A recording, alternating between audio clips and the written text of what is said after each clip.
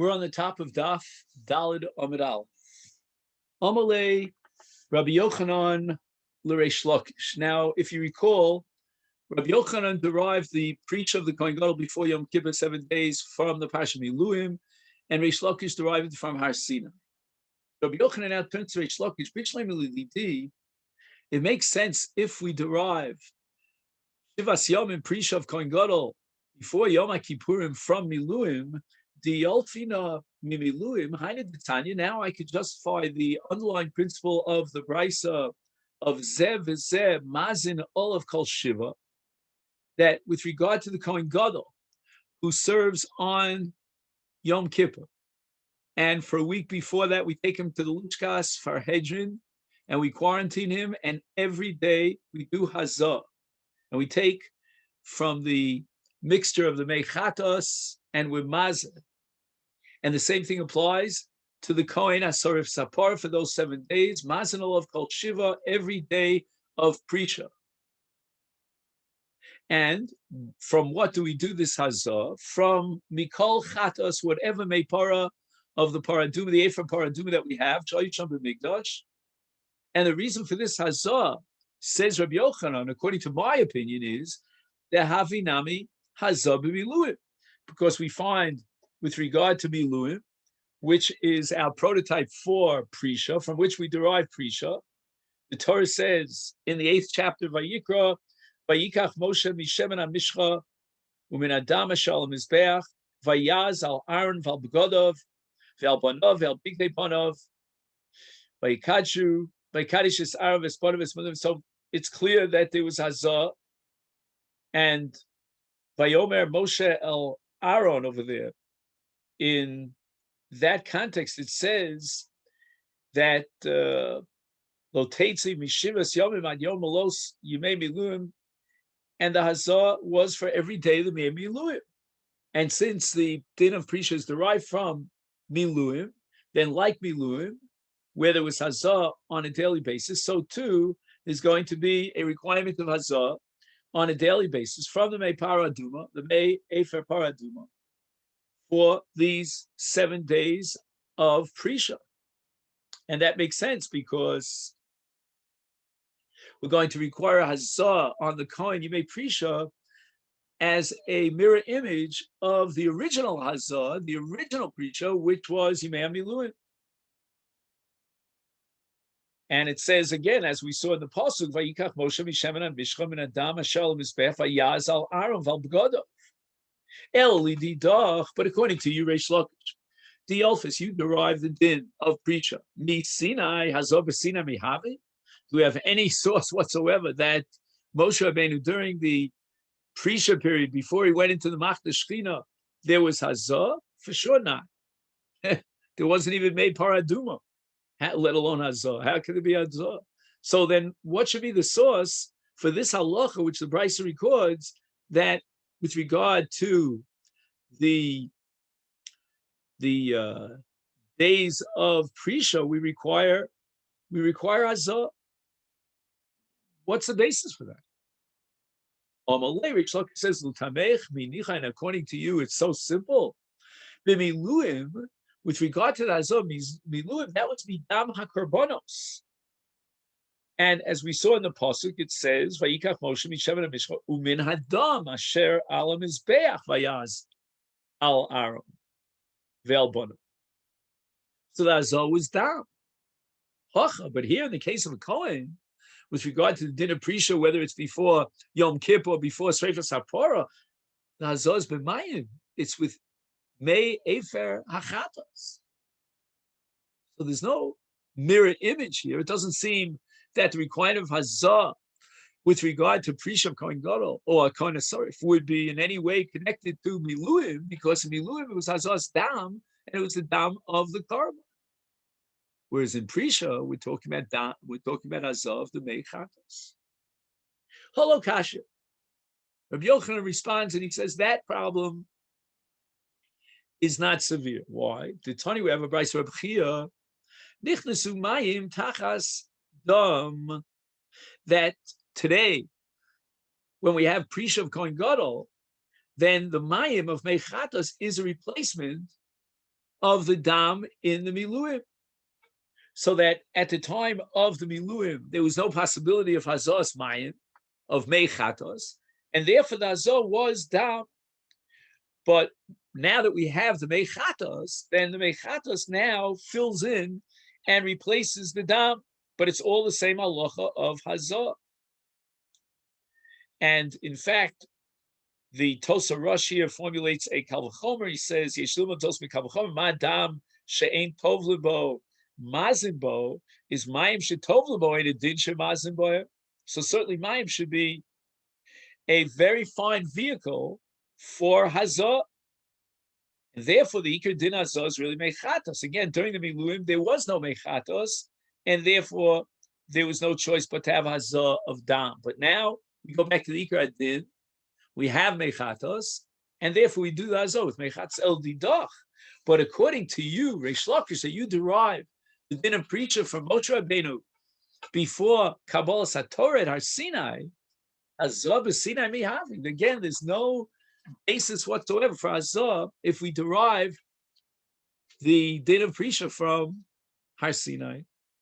Omalei Reish Lakish says, "Ma'ila b'alma." I have to admit that there are two elements that go into the equation here as far as Prisha is concerned. The Iker Din Prisha, which is a Doraisa halacha, we derive from Moshe Rabbeinu at Har Sinai. And just as Moshe Rabbeinu was Poresh at Har Sinai before he entered into the Machna Shechina, so too the Kohen Gadol has to be Poresh. But we're going to add another element into the equation, and that is Hazah. Even though Hazah would not be derived from Moshe Rabbeinu at Har Sinai, there was no Hazah at Moshe Rabbeinu at Har Sinai. Nevertheless, the Kohen Gadol will require Hazah, and so too the Kohen HaSoref, and that's called a Maila. They wanted to make sure that we upgrade it to another level, and they required Hazah. You're going to the Machna Shechina, be absolutely pure, and we're going to do the Hazah on you. And in the case of the Kohen HaSoref Sapara, they needed to offset the chashash, the possibility of zilzul, because they were mitame deliberately the Kohen HaSoref Sapar. Tanya Kavasi, the Rabbi Yochanan, Tanya Kavasi, Reish Lakish. We're going to be one brisa that explicitly supports Rabbi Yochanan. Another brisa will bring a number of different opinions, one of which will support Reish Lakish. Tanya Kavasi, the Rabbi Yochanan, and the brisa begins with the pasuk in Parshas Achrei Mos. It says, "Bezos yavo Aaron el hakodesh," and the end of the pasuk is "Bepar ben bakol lechatos v'ayil le'olah." And this pasuk is superfluous, and we're going to darshan that when it says "Bezos," it already said "Bezos haTorah yavo Aaron el hakodesh." What's "Bezos yavo Aaron el hakodesh" the second time around? Meh sha'omer be'inyan. The Torah said already, with regard to Miluim, Maihi, what is this time that the Torah said is Be'inyan Miluim? Is Ma'amr B'Miluim, Aaron Pirei Shiva, V'Shimesh Yomecha. Just like in the case of Miluim, Aaron was separated from his house and quarantined for 7 days before Rishon Le Nisan, the day of Hakamas HaMishkan. So too, we have Halacha L'Doros. And Moshe Masalo called Shiva Kidei Lechancho during the Yimei Miluim. Moshe transmitted the Seder Avoda such that Aaron now became Ragil in the Avoda, and he knew exactly how to implement the Avoda in the Mishkan on that first day of Hakamas HaMishkan on Rosh Chodesh Nisan. Afli Doros Kohen Gadol Porei Shiva Umeshamish Yom Echad Ushnei Talmidei Chacham Talmidim Shel Moshe Rabbeinu, and he would be taught the halachas by two Talmidei Chachamim who are Talmidim of Moshe Rabbeinu. So that we see clearly in this brisa, without a question whatsoever, the brisa is explicit and outspoken about the fact that we derive the din of Prisha of Kohen Gadol from Aaron at the time of Miluim Yusparit Shivayom. What could be a more supportive brisa for Rabbi Yochanan? And the brisa mentions that these Talmidei Chachamim were Talmidim of Moshe. What's the emphasis here? Lafuke Tzdokim, because the Tzdokim had a different way of doing the Haktoras on Yom Kippurim, and we had to have two Talmidei Chachamim to guarantee that they would teach the Kohen Gadol to do it the right way and not to be influenced by the opinion of the Tzdokim.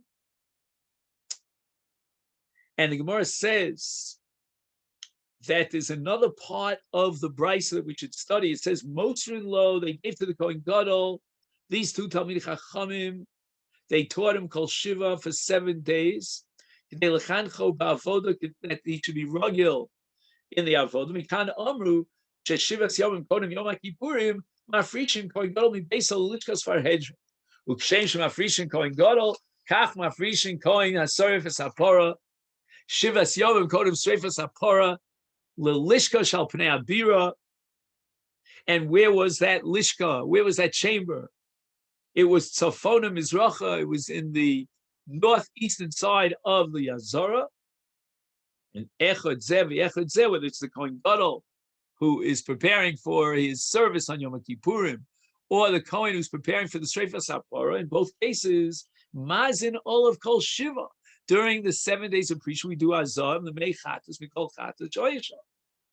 V'im Tomar, Miluim, Dam, Verhocha, Mahim, the exact kasha that the Reish Lakish had objected to Rabbi Yochanan.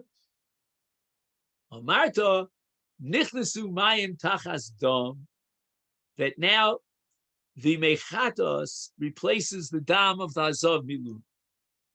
The Omer, and furthermore, I will define these dinim of Prisha and derive them from a pasuk in Vayikra Perches, Kasher Asa Bayom Hazeh, Tziva Hashem Lasos L'chaper Aleichem. And we're going to dash Lasos Elu Ma'aseh Parah, L'chaper Elu Ma'aseh Yom Kippur. It's exactly Rabbi Yochanan. You know, you really wonder why Rabbi Yochanan didn't just start from the get-go and quote the Brisa instead of saying this the statement.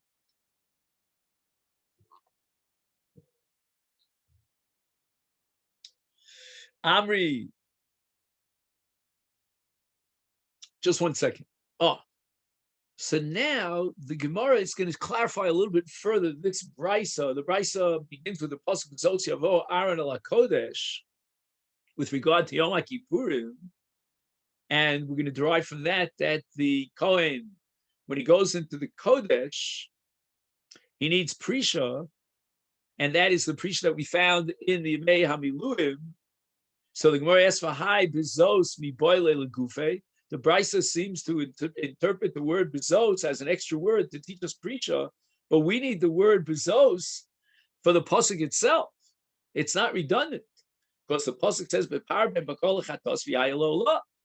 telling us that the Kohen Gadol has to bring a par and an ayil, a par for a chatos and an ayil for an olah. So how can you use the word bezos to derive Prisha? I'm reading Gemara answers. If the pasuk is only telling me bezos to introduce these karbanos that the Kohen Gadol has to bring, is then lemakra. The pasuk could have said bazeh o ba'ela. In other words, it could have used a grammatical male form because Aaron was bringing a par and an island. Both are males. Is my bezos all of a sudden lashon nekeva seems out of place? And the answer is shamet minei tarti. We're going to derive two things from the word bezos. First of all, the word bezos is for gufe, to teach me that the Kohen has to bring his par and his ayil. But secondly, the word bezos in lashon nekeva is coming to teach me the laws of Prisha.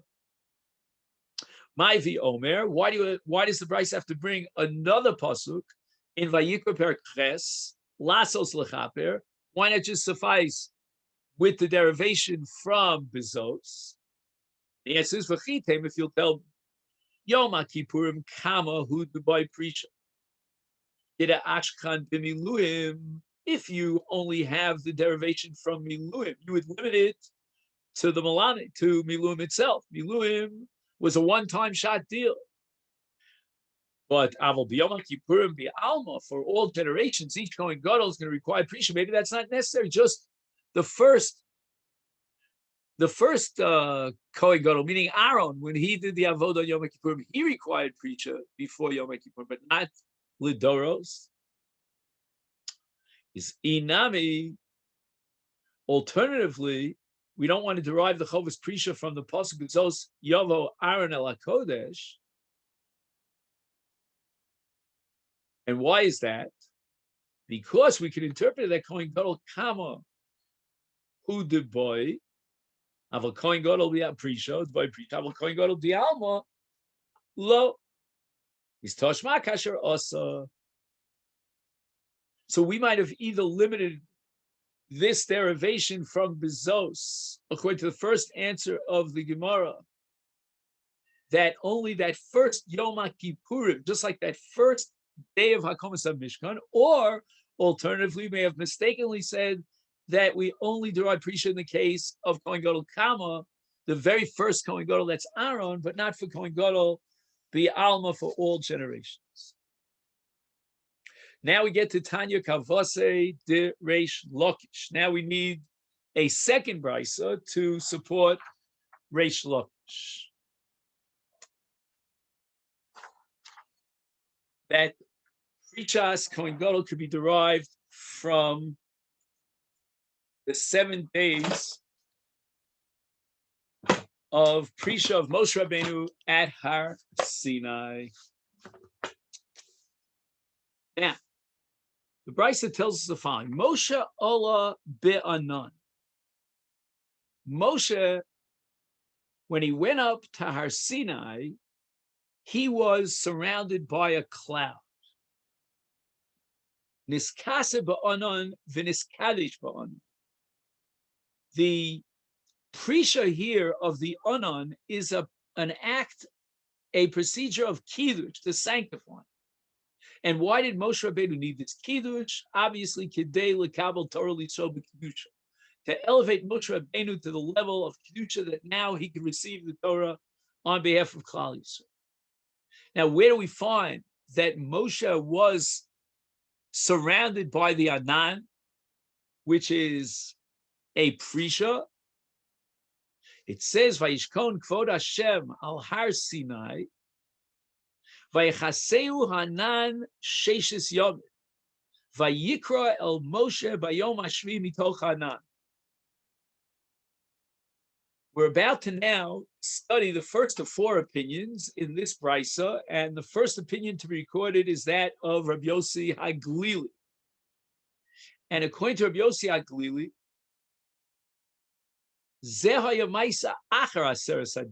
what the Torah is describing here in this pasuk at the end of Parshas Mishpatim is what went on after Aseres HaDibros. And Moshe Rabbeinu is now climbing up the mountain to be there for 40 days and to receive the Luchos. But the Matan Torah itself had taken place before this description of the Anan and the Sheshes Yomim and Hashem calling out to Moshe Rabbeinu on the 7th day. This is all past Matan Torah. So let's say Matan Torah took place on the 6th day of Sivan. So on the 7th day of Sivan, Moshe Rabbeinu experiences a Prisha by being surrounded by the Anan. And on the 7th day, Moshe Rabbeinu receives the voice of Hashem. If we add 6 to 7, that's 13. And then Moshe Rabbeinu goes up to the mountain for the balance of the 40 days. Or alternatively, as the Gemara is going to suggest in the Havamina, he only goes up to the mountain after that 7th day when Hashem calls out to him and tells him to go up to the mountain. Then we start counting the 40 days. In any event, Moshe Rabbeinu is going up to the mountain after Matan Torah, after the Aseres HaDibros were given. On the following day, he goes up to receive the Luchos. And now Hashem says, before you come up, Har Sinai, to receive the Luchos, I want you to be surrounded by the Anan for 6 days. And then on the 7th day, Hashem calls out to him, now it's time. You're ready for Har Sinai. You're ready to be Makabel, the Luchos Habris. All this is Divrei Rabbi Yossi HaGlili. This is the opinion of Rabbi Yossi HaGlili. So we can now summarize the opinion of Rabbi Yossi HaGlili. The pasuk that Vayishka and Kvod Hashem al Har Sinai, etc., was after Aseres Hadibros, and for 6 days, which are the beginning of the 40-day period after the 10 Commandments were given, that's when Moshe goes up to Har Sinai, and during the 6-day period, post Aseres Hadibros, Moshe Rabbeinu was covered by the Anan. That's the opinion of Rabbi Yossi HaGlili. And we have to emphasize the fact that according to Rabbi Yossi HaGlili, when the pasuk says Vayechasehu ha'anan, Vayechasehu, the who, that pronoun is a reference to Moshe Rabbeinu, him. And Rabbi Akiva is now going to disagree. According to Rabbi Akiva, Vayechasehu is an anan, a cloud that covers the mountain. Who is it? Not him, Moshe, but rather the mountain. And Rabbi Akiva, Omer, Vayishkon Kvod Hashem, Berosh Chodesh. So Klal Yisrael arrive at Sinai, and that takes place on Rosh Chodesh Sivan, and the Anan is going to rest upon the mountain for 6 days, and on the 7th day, Hashem is going to call out and give the Aseres Hadibros, which means that according to Rabbi Akiva, the Aseres Hadibros was given on the 7th day of Sivan. And in a certain sense, Rabbi Akiva's interpretation of the pasuk is straightforward. It's pretty simple. There's only one problem, because on the 7th day it says Vayikral Moshe. Why does the voice call out to Moshe when the 7th day, which is the 7th day of Sivan, is the day of Aseres Hadibros? The voice should be calling out to all of Klal Yisrael. So let's turn to Daf Dalid Amid Beis.